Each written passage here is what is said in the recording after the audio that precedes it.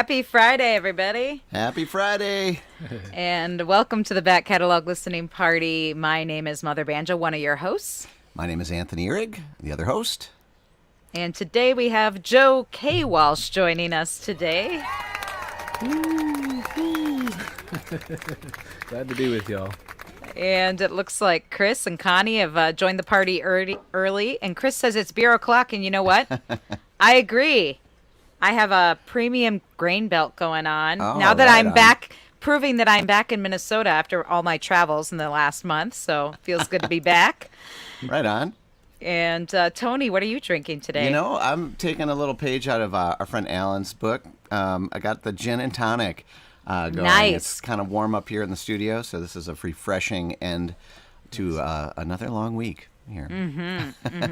Joe, what are you drinking over there? I got a red wine with some seltzer and some ice. Oh, which my sister says is called a Joe on a cruise, is what she calls it.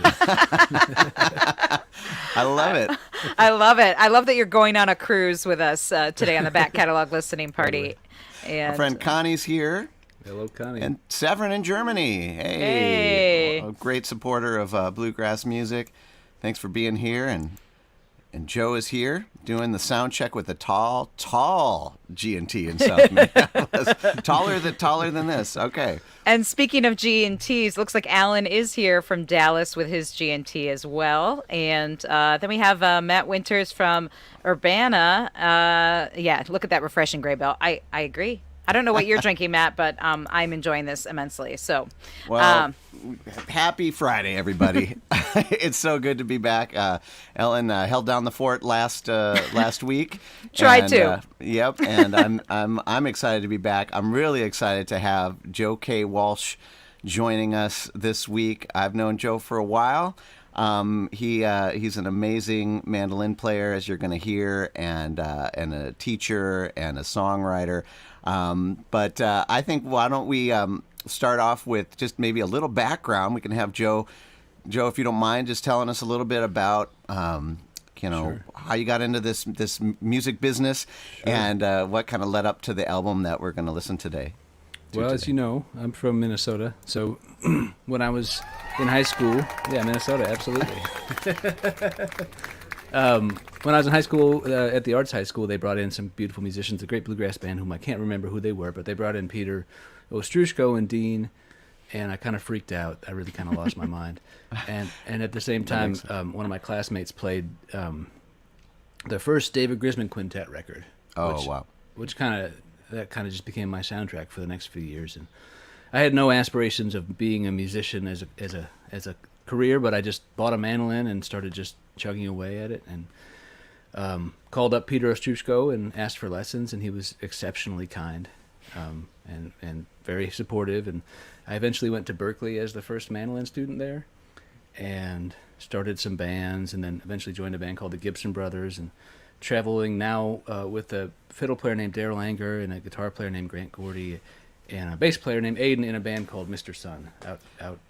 Well, we're not actually anywhere because we're everywhere. I live in Maine, and a couple of the fellows live in Brooklyn, and one of them is in Nashville. Well, fantastic band. I've been to the Cedar Cultural Center here in Minneapolis, and that's great.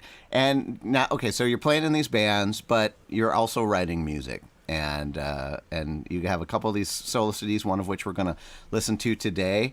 Where does the album we're going to hear today kind of fall into that history? So I made a record when I was a Berklee student, just sort of like scrapping together tunes and calling in a favor from a friend here and there. And then about 5 years out from school, I become friends with Daryl Anger, and he was nudging me to make another solo record, and this is that record. So it's the second one.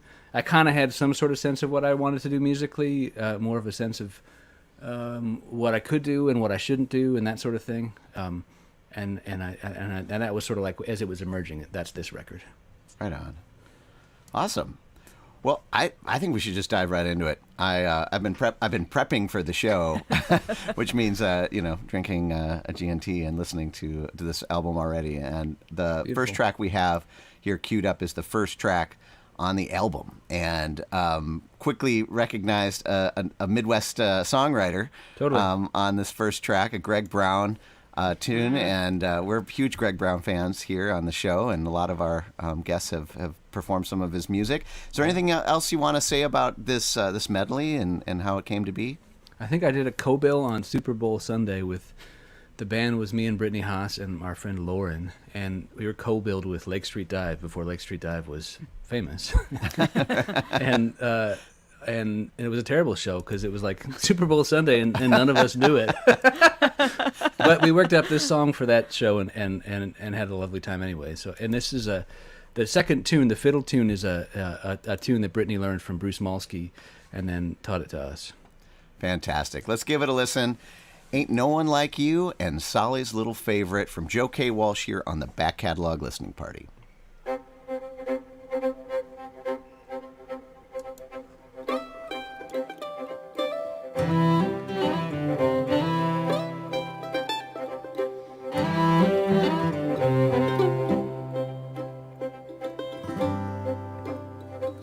It's real tall girls who are smart as hell, ones who ring out like a bell, and they know they do, but there ain't no one like you, honey, ain't no one like you.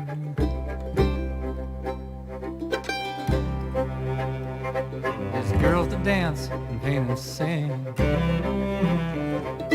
know all about the spiritual things.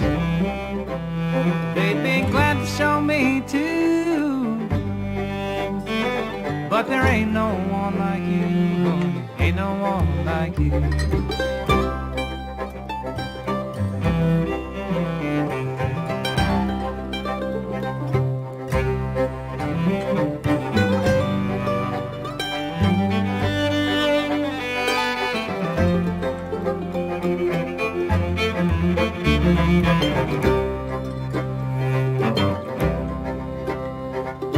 You ain't here, my world is gray. Today is just like yesterday. Tomorrow's the same way too, when there ain't no one like you, honey, ain't no one like you.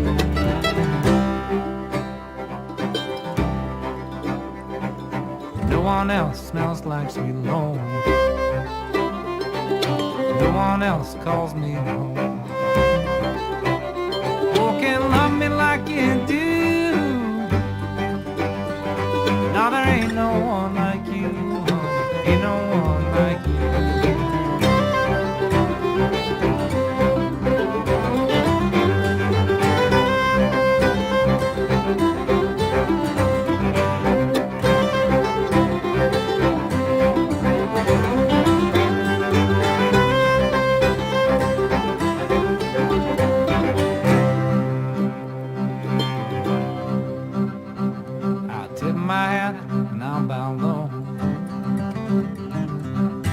To the old church window, I can't wait to say I do, when there ain't no one like you, honey.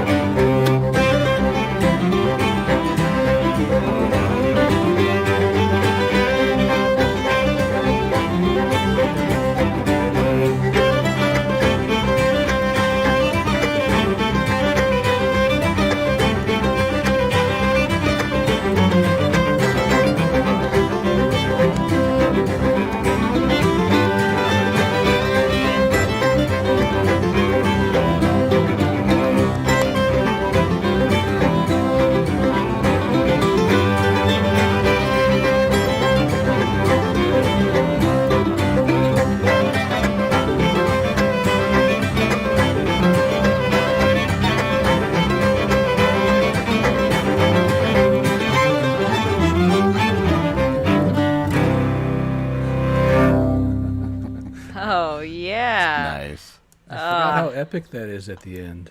Yeah, it's great orchestration on there. So how many strings are on that? I mean, in There's addition to the mandolin, of course. So the Daryl Anger's playing fiddle, but he's not playing the fiddle that's really actually there in the foreground. There's a woman named Lauren Ryu who's doing that, and I think it's kind of amazing. All that Daryl's doing is just he's doing the halftime chop, like the whole time. Like the most brilliant fiddler of our lives is just chopping. Well, and then yeah, it's great. And then there's Mike Block, a really great cello player, is playing cello. So Nice. Oh, and then there's a bass player too. Well, Joe points out the layers of rhythm here, and I'm hearing that too. And it's one of the things I love with acoustic bands that don't have a drum kit or any other kind of percussion. The way that you can approach it like one giant rhythm instrument. Totally. And I would love to hear about like how much of that is kind of predetermined by you. Are you actually kind of writing and arranging with that in mind, with the rhythm in mind? No, I wasn't. I'm just lucky to.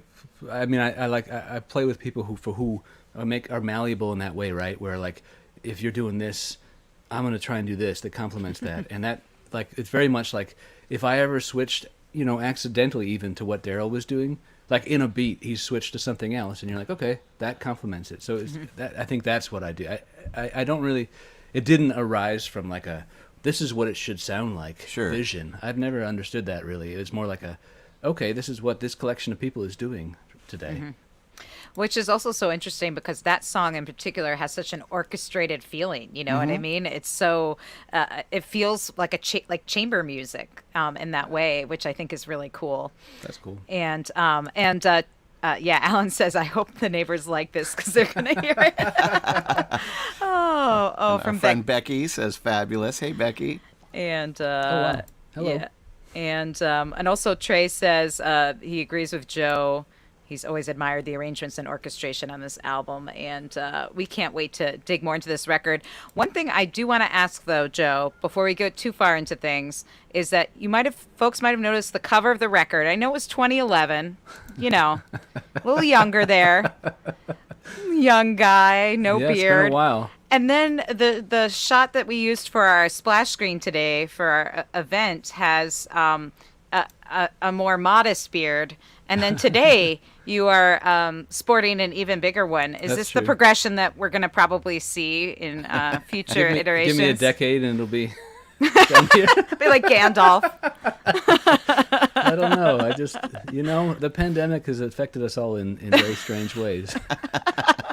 Well, speaking of that baby face, I just have to relay this story. I mentioned it to our Patreon folks in an email today, but first time I met you, Joe, I don't know if you'll remember the story quite the same way, but I played in a kind of a progressive string band in the Twin Cities called Free Range Pickin', and we would come up to Duluth, Minnesota, where Joe lived, and play, and we got either an email or a phone call in the early 2000s from this guy, Joe, who's like, a friend of mine said I should, contact you. And so I'm curious if you guys want to jam sometime or let's meet or something. I don't remember the details, but what we did know is some guy named Joe in Duluth, Minnesota wanted to jam. So we were like, great. Next time we came up there, we got there a couple hours early. And we went right to the liquor store and bought tons of beer.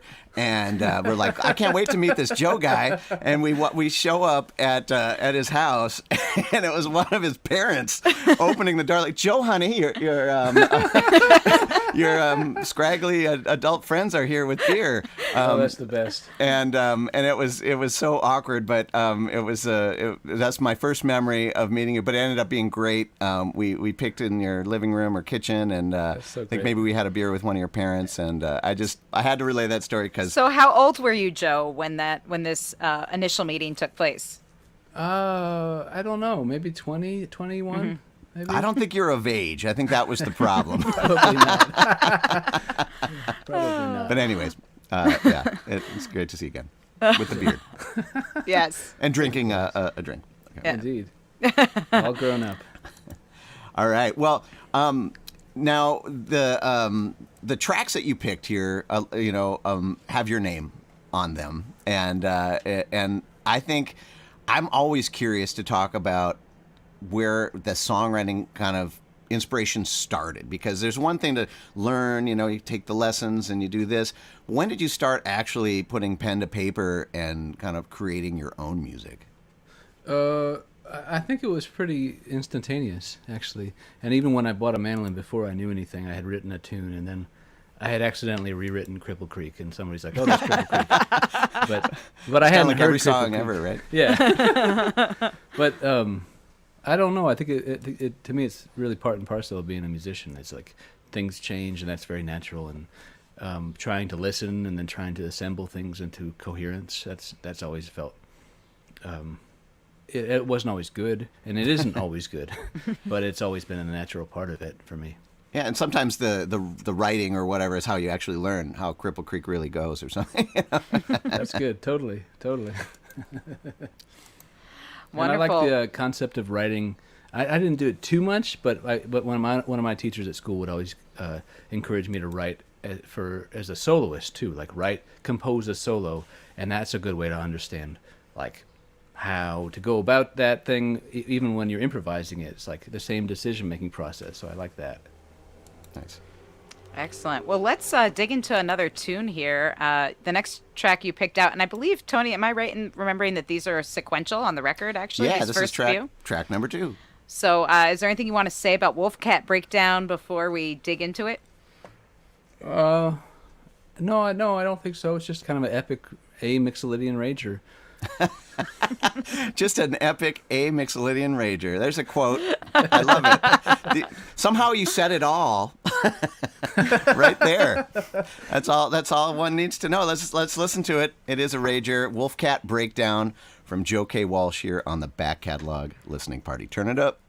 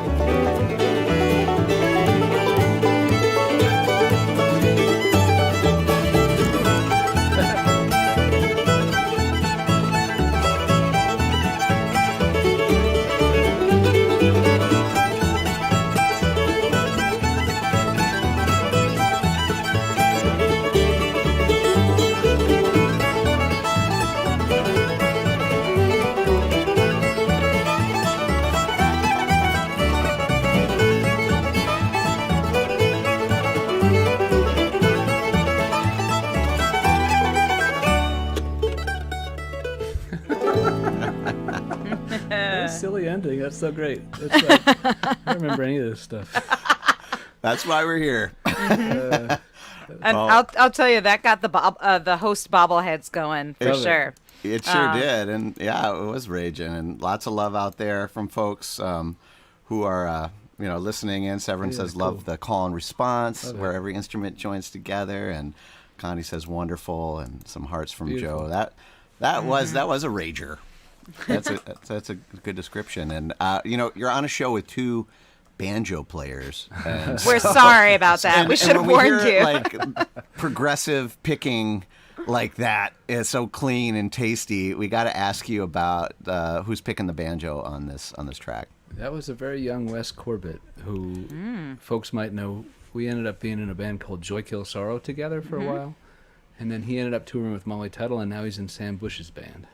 And What an amazing musician, and he added Totally. so much to that track. totally.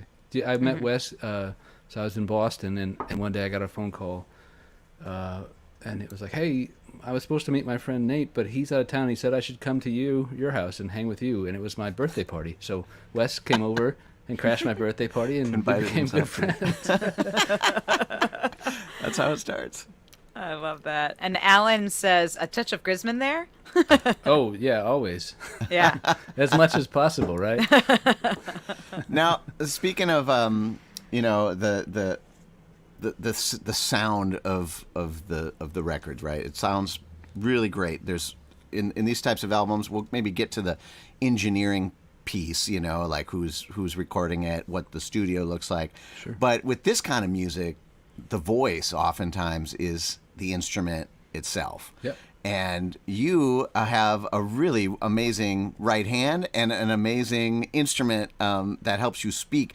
And there's a Minnesota connection there too. Do you want to speak a little bit about your mandolin that you're playing? Yeah. So when I was living in Duluth, I don't remember what mandolin I had at the time, but I knew that what I needed was to go try and buy one from Lloyd LaPlante up there in Grand Rapids, and so I started making a pilgrimage up there every once in a while, getting to know him, and he couldn't have been kinder. I guess that's a theme here with the Minnesotans that I invited myself over to. They were all very kind, and I got to know him some, and I ended up buying a couple mandolins from him, but this is the one I had for the longest, and I when I tell you that I sold it at some point, I can't even figure out why, and I deeply regret it. But my good buddy, who I play every week with, owns it, so it's still sort of in the family. Nice.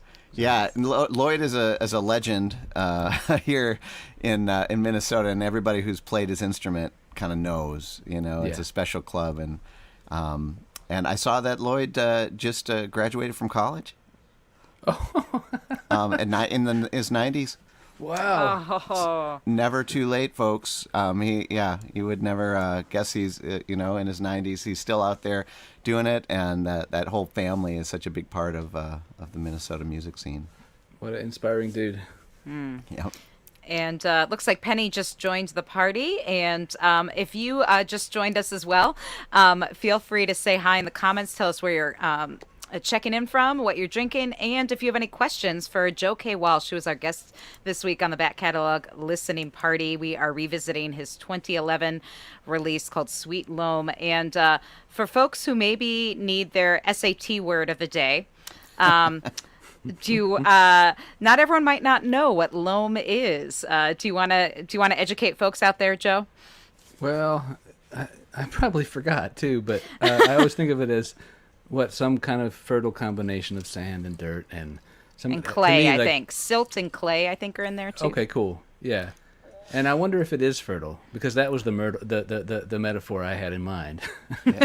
But maybe it's not. I don't know. Did I hear that in that Greg Brown tune? It's from that. Yeah. Yeah. From that tune. Yeah. Okay. The I first thought- track we heard.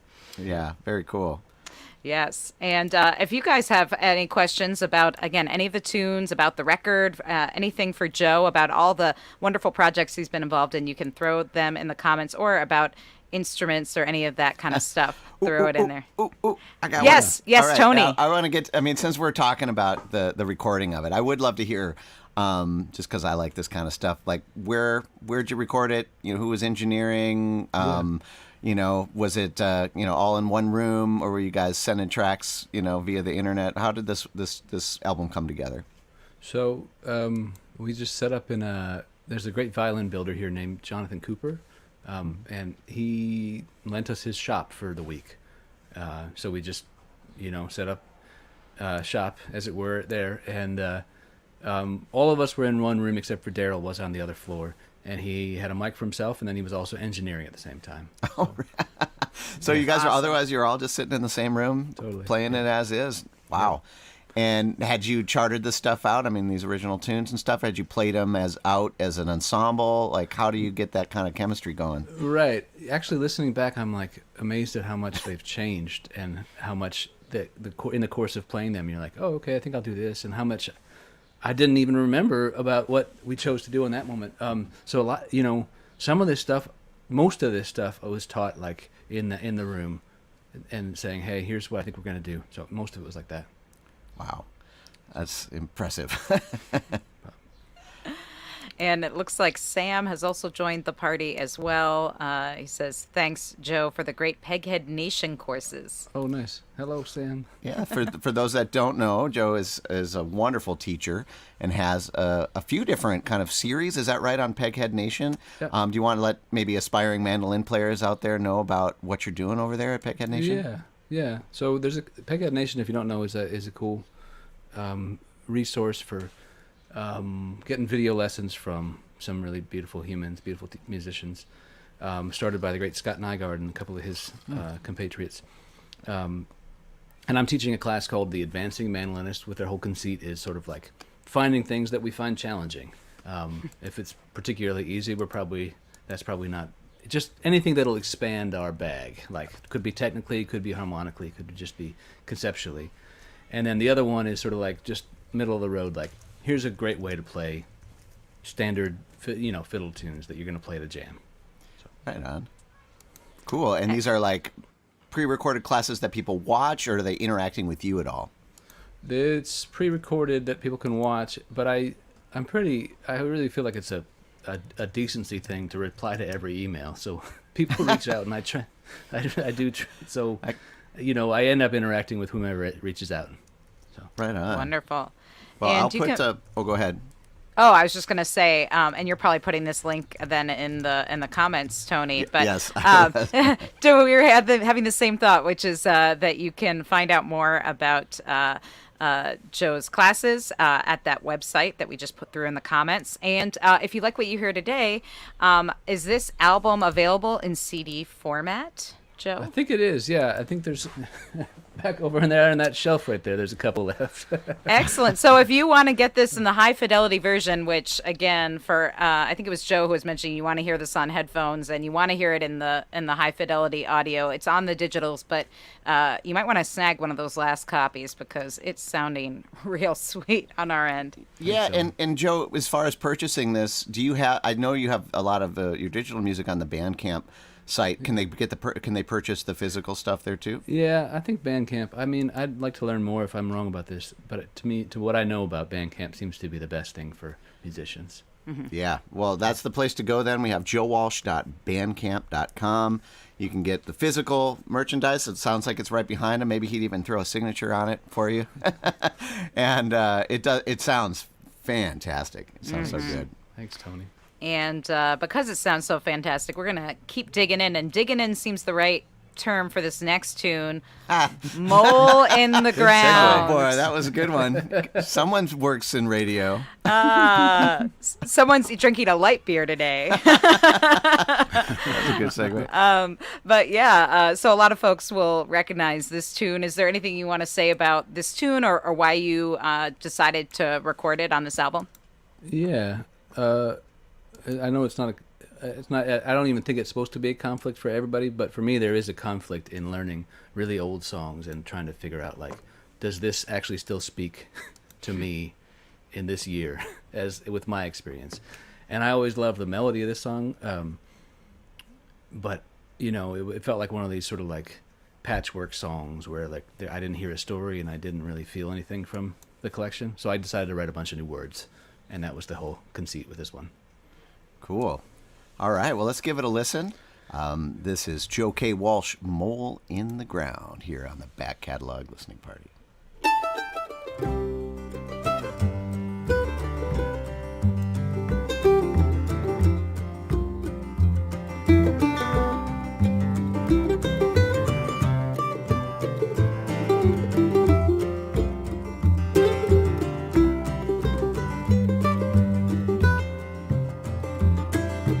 Wish I was a mole in the ground.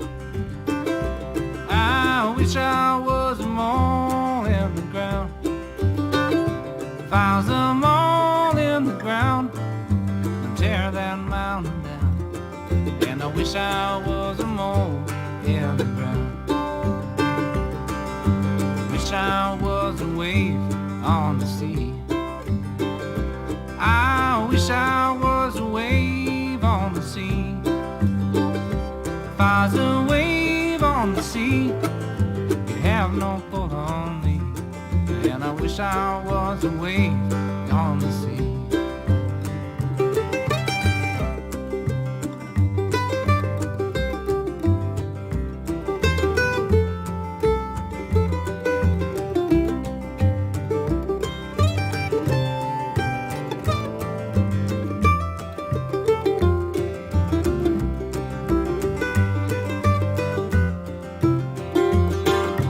Wish I was a stone in the rain.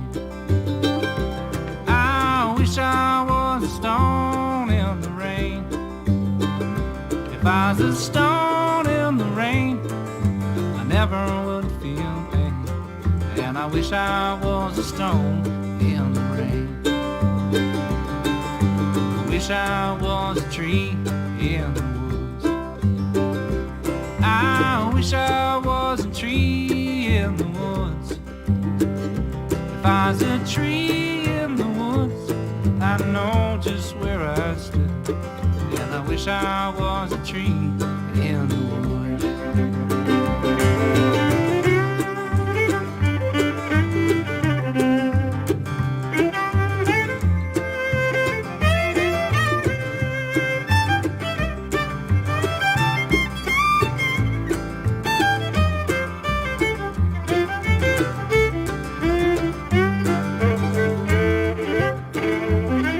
I wish I was the tide, strong and slow.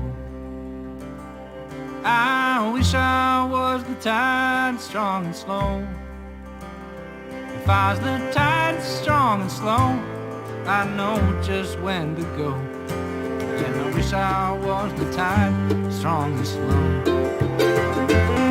I wish I was a mole in the ground. I wish I was a mole in the ground. If I was a mole in the ground, I'd tear that mountain down. And I wish I was a mole in the ground.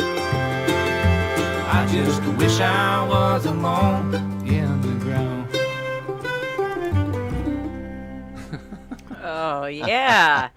That was Joe K. Walsh with his version of Mole in the Ground. And, that sounds so sweet. And sweet is the right word, because I feel like, the more traditional version, it has a sort of different tone. It's very old-timey, very like, wish I was a mole, you know what I mean? That's usually how it's sung. Yeah, and it's a great tune, but I feel like this has a sweetness and just a sort of gentle, sort of little melancholy, folk wistful country lilt to it that's just really beautiful. And I love too your singing on it is so beautiful. And I'd love to know a little bit more about, obviously you came to this through the mandolin. When did singing enter into the mix for you?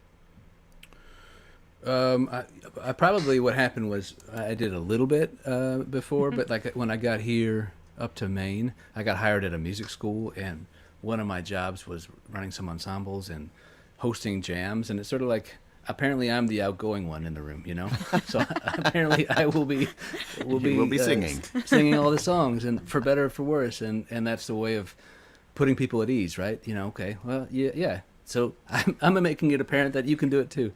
So that was that, and then we about almost instantaneously when we moved to town, we started a weekly gig. which now we changed days by one, but now it's in its 14th year. Wow. So that was another sort of just big nudge to be like, something needs to happen, some repertoire needs to be performed here. So that was a good sort of boot camp. Nice. Well, the quality of your voice, it has this, it's very like, I don't know, like, I don't want to, maybe folky isn't the best word for it, but it doesn't sound like the traditional bluegrass voicing, and obviously you picked a song from Greg Brown. What were you listening to with words, as, growing up and as you were kind of writing this kind of material? We would go to John Gorka concerts a lot. I think that dude is pretty awesome. A previous guest on the show. Oh, is that right? Yeah. What a cool guy. And definitely Greg Brown and Ani DeFranco. I learned most of her songs.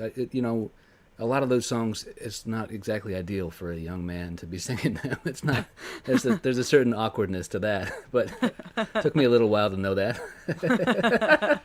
But just, I don't know, that sort of stuff, folk music, and the Del McCurry band. I love that. But that's the thing, isn't it? Like the tension between liking that music but saying, well, but I'm not from this one place, and I didn't have these certain experiences, so trying to find that balance. Like even listening back to Wolfcat Breakdown at the time, I thought that was my bluegrass song, but now it feels like it was sort of veering from bluegrass more towards like a, I don't know what else, but not this. Not that right. bluegrass. Somewhere you're from. I think that is a huge kind of tension, especially for us Northerners who are, adapting the music. Is Totally. I think the biggest thing with it is just the honesty of it, and so finding something you can be honest and sing is better than trying to sound exactly like so and so. Well, I can definitely hear that. Greg Brown and John Gorka. Matthew Winter says Gorka. And also was wondering where in Maine. I thought you said Portland, Maine, correct? I'm in Portland, yeah. Portland, Maine. Excellent. Wonderful. And if you all have any other questions for Joe about this album that we're talking about today, Sweet Loam, came out in 2011, or about anything else relating to mandolin or songwriting or any of that good stuff, you can throw it in the comments, and we'll try and get to all your questions before the end of the show. Tony, do you have another question? Can you tell I'm excited to be hanging out with Joe again? It's been a long time. Well, the next song that we have queued up kind of is related to that whole idea and to my question, which is... Portland, Maine. It's a beautiful part of the country. There's a lot of interesting things going on there. But what brought you there, and what's keeping you there? Yeah, there's a linear story, but then there's the one that feels truer to me. Is like I was in a cab a couple of years ago in Chicago, and I ended up with somebody who was driving me, and he was from, I think, Ethiopia, and I was like, wow, how did you end up in Chicago? And he said, well, how does anybody end up anywhere? I was like, okay, that clicks. I get it. That makes sense. And I don't know. I like this city. I first moved out to Maine when I was in AmeriCorps building trails a long time ago, straight out of high school. And then I always thought this was a beautiful city. And once I graduated Berklee, I was in a band called Joy Kills Sorrow and a couple other bands, and wanted to still be in striking distance, but I didn't really like Boston. So just gave it a try, and I don't know, like a lot of things, you get a little momentum going, and then it's as a young person, you don't appreciate the implications. Mm-hmm. So. Right Yeah, on. as someone who made the trip the other way from Connecticut to Minnesota, I that resonates. Sometimes you find yourself somewhere, and then you just something clicks, and it's suddenly home. Totally. Yeah. Mm-hmm. Well, our friend Chris chimed in with a question for you, Joe. He says, Joe, did you ever play in the Bill Monroe style? Not really. I like it, and I've learned some of that stuff, and I've transcribed some of those solos, whether from him or people who are definitely emulating him. And once in a while on a gig, I'll try and do something that I feel like warrants that style. I guess I don't know how a mandolin player can ignore Monroe in that sense. Like it's like Grisman or something. Yeah. It all seeps in, whether directly or not, but less so than Dog. Although Dog learned a bunch of Grisman, and less so than Ronnie. Although Ronnie learned a bunch of Grisman. I mean, a bunch of Monroe as well. So I either read or heard an interview with you at some point, and something stuck in my head. and that was just that you said something along the lines of that you don't care for cliches. And in bluegrass and the Monroe Dog, I mean, it's really easy to get sucked in Totally. to the cliches, and I think that's something that makes your playing so unique. Are you like, does it take a lot of effort to not do them? I mean, are you like, is that where like you have to put more effort in, is to not play some of those Monroe or Dog I think licks? it's harder to write with that, to avoid cliches. As a player, I'm always guided by like, I don't really want to bore myself. And, Yeah. and I don't like sentences that when I begin them, I know exactly how they're going to end. That's not the kind of conversations that I find life-giving. And the same is true for music. So in that regard, it's sort of like, if everybody knows exactly what's going to happen, who cares? Keep them guessing. Yeah. So it's not harder. I think it's easier for me. It's like just sort of just veer left when it feels like the ideas run out of life. Interesting. Very cool. Well, getting back to Portland, the next song that we have queued up is Emily's Welcome to Portland. Welcome to Portland. Any stories or things that you want to say about this one before we dig into it? Yeah. I kind of gave myself the task of writing a bunch of stuff in F, because as a mandolin player, there was a time where F was hard to play in, didn't feel reflexive. So for a while, I would take every fiddle tune and say, okay, now if I play that tune in F, what does that work like? Or, and so this was coming from the F phase where, and somehow this melody popped out, and it's sort of, I guess it doesn't really feel like bluegrass, but it feels like music, and that seems to be like a better, not that there's a antonym there, but more like, I like the idea of, does it feel musical? Okay, great, let's play it. As opposed to, is this that? Is this? And I dedicated it to my sister when she moved to town, and then she moved away. Not related, though. We don't think. One hopes not. Perhaps there'll be like a sequel to this song. That, That's right. wherever She actually ended she just is buying a house right now. So you're right. I do need to write a follow-up. Awesome. Well, let's give it a listen. Emily's Welcome to Portland from Joe K. Walsh here on the Back Catalog Listening Party.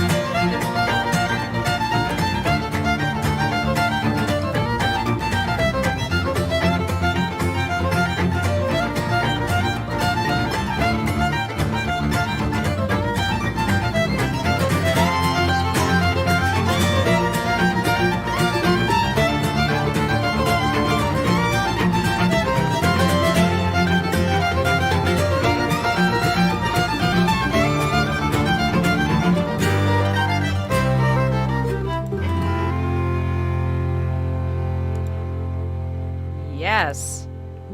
To quote Alan there, effing nice. That's right. And I have to say, I love the way that at the end of just when you think the tune is kind of wrapping up, it Yeah. just kicks in on a whole nother tack, and I just love that. And if you're one of the many folks digging on that tune out there, then you want to throw something in Joe K. Walsh's tip jar, because he hasn't been doing much gigging this past year. Hopefully that's changing now, but Got to make up for it. Yep, I love that you still got Minnesota in your Venmo. We have at Minnesota Joseph is his Venmo account. Yeah, definitely throw something in there to let him know how much you appreciate it. Man, that last tune. Speaking of conversations, as you were mentioning earlier, there was a lot of talking going back and forth in that one. That was so much fun to listen to. Yeah, I don't know if I knew it then, but that's a priority for me, and that has dictated who I play with since then. Is that's the special thing. I could, that was what was hard about the pandemic, is that I can play by myself and I can record myself on top of that. I have the technology, but I already know what, You've talked to yourself enough, right? Yeah, I would prefer some interaction, a little greater than the sum kind of stuff. Yeah, and Joe was commenting on the Celtic roots there, and I was hearing the same thing, especially in the opening with that. I was reminded, I don't know if that was Daryl playing at the beginning or not, but I was thinking a few weeks ago we had Lori Lewis on the show, and she had cool. Daryl play on her record, Yeah. and she talked about a forest of fiddles that she was looking at for a version of Blackest Crow, and I was thinking of that actually when I heard that opening. I was like, I feel like I'm re-entering the forest of fiddles. That's cool. That's And beautiful. but yeah, it was really, really, really nice. So, great stuff. Yeah, listening back to this, it's probably hard to hear everything that's going on. A lot of the musicians that come on the show haven't listened to their own music.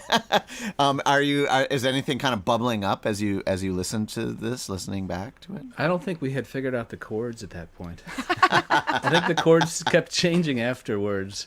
So that was interesting. And there's this cool thing. I pulled out the mandolin. I remember there's this...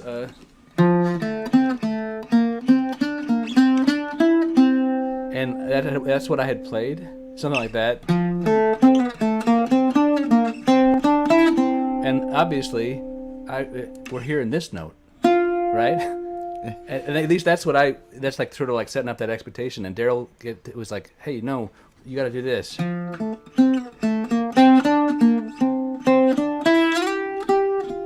that was a really instructive moment that I've thought about a bunch. Because it was sort of another one of those, if everybody knows what's going to happen, is it still interesting? Yeah. Wow. Things. And that was happening he didn't say that. He just played that. Is that correct? Well, in the playback, he was like, hey, that's nice, but why don't you change that one note? Mm-hmm. Interesting. And I love that idea that you didn't even have the chords set yet. Chris, if you're still out there, I'm always telling Chris, one of our Patreon patrons and a student of mine, that, these fiddle tunes, especially the traditional ones, I mean, you could go to different places and there's different chords, absolutely. and that harmony changes how you interpret it. And Totally. So is it set now? Is that something you do eventually set those chords? I kind of like the malleability, actually. Okay. I like the whole, I'm going to let this chord be longer. I like that aspect on that. That tune really works really well if you actually hang on the 5 chord until the end of the 8th bar, like that sort of thing, which is a concept that works on lots of fiddle tunes. But I like that whole thing where you're like, I'm going to wait to get to 1 on the bar 9 or bar whatever it is. What is that, 17? Do you know what I mean? It's a propulsive thing that allows you to move forward, instead of hey, I got to 1 and we're hanging out waiting for 1. Yeah. Right. Oh, that's cool. And so in some ways you can be kind of arranging on the fly that way. I like too. that. Yeah, I think so. And leaving space for people to make decisions day of. That's cool. Yeah. Well, and it also makes sense that you play with a lot of fiddlers then, because they also are a lot less rooted to chords than some Totally. other string players. So, Totally. we were having some chat during the last tune, a little internal chat, band meeting, and it sounds like we have time for maybe one more tune if we can squeeze it in. Beautiful. Yeah. Awesome. Well, the last song that you picked up, so the first 4 songs were the first 4 tracks on the record, and then I don't know if this is the last one, but track number 10 comes in here. I remembered when I knew. Yeah. Why'd you pick this one? I think it was sort of foreshadowing something that happened later. Like it's sort of like the interactive thing kind of developed more. It was sort of implying like a different ensemble thing with more of an open-ended approach to soloing, which I think in listening back, I thought it sounded kind of beautiful. I had forgotten about it. And that's one of these ones that I don't think we ever played this on stage once, and I'd like to resurrect it. All right, on.